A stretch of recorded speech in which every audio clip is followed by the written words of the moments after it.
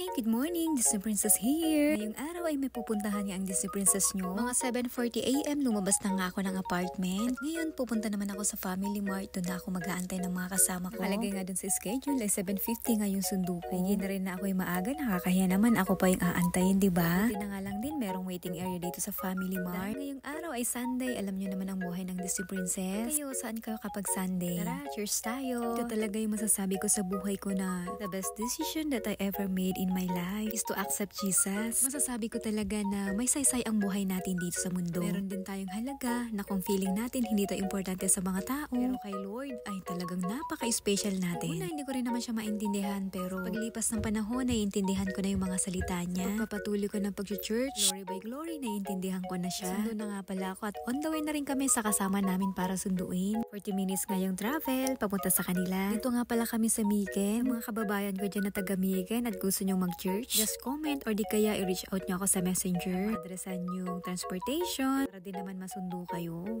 And see you! Mga ilang minuto na nga lang ay nandito na nga kami sa apartment nila. Make sure na tama yung pupuntahan naming room ay tinignan nga namin dito sa mailbox nila. Dito sa mailbox nila ay nakasulat yung mga pangalan nila. Room 403, tandaan nyo yan, sure! Itong lugar pala nila, dito nga pala yan sa Suzuka City. Nung sigurado na nga kami sa aming pupuntahan, dumiretso na nga kami dito sa elevator. Social naman tong apartment nila, meron silang elevator. First time ko nga lang din kasing pumunta dito sa kanila, lagi kasi yung kasama ko ang napunta. And bago nga makarating sa kanila, ito nga ipapakita ko sa inyo kung ano nga ba yung view dito. At ito nga yung makikita natin. At dahil nasa 4th floor sila, so ayan, puro mga bubong, mga building.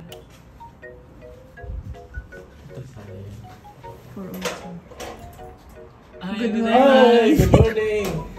After nga ng mahabang biyahe at pumunta pa nga kami ng pastoral house para kunin itong mga gamit. At finally, naandito na rin kami sa hall. Pagkadating namin sa loob ay binuksan ko na nga rin tong aircon. Napakaganda nga ng hall na to kasi nga alam yung mga staff dito hindi sila mahigpit. Silang consideration sa amin at naiintindihan nga nila yung pag-church natin. Alam naman ang mga Hapon, napaka-sensitive kaya nila yan sa ingay. Bilis ng pangyayari, natapos na nga pala yung church namin ngayong araw. Sorry na busy na rin ang Disney Princess nyo. Hindi na rin ako nakapag-take ng video. Kasi pag din naman talaga ng mga kasama ko, naligpit na rin lahat ng mga gamit. Baba na rin yung iba. God bless everyone. Pauwi na nga rin pala kami at ihahatid nga kami isa-isa. Iba pala namin kasama ay nahihatid na nga pala sila. Kaya kami na lang yung naiwan dito. Ngiting feeling blessed na naman ang Disney Princess nyo. At yung hawak-hawak ko nga kaninang soft drinks sa itatapon ko na nga para hindi ko na rin bitbitin pa uwi. Buti na lang dito sa kabilang side merong tapunan dito sa hall na to. Andito na nga pala kami sa baba. Medyo makulimlim pa nga at masama pa nga yung panahon natin ngayon. At dahil nga meron pang bagyo dito sa Japan ay talagang hindi pa natatapos ang ulan. Tapusin ko na nga rin pala tong vlog ko at salamat sa inyo sa patuloy na panonood sa aking mga vlog. Sabi, dumadami na kayo at hindi ko talaga ina-expect na maraming manunood. Para sa akin kasi marami na yung 100 views. Dahil dyan alam ko may naniniwala at sumusuporta nga sa aking mga vlog. See you again. Bye!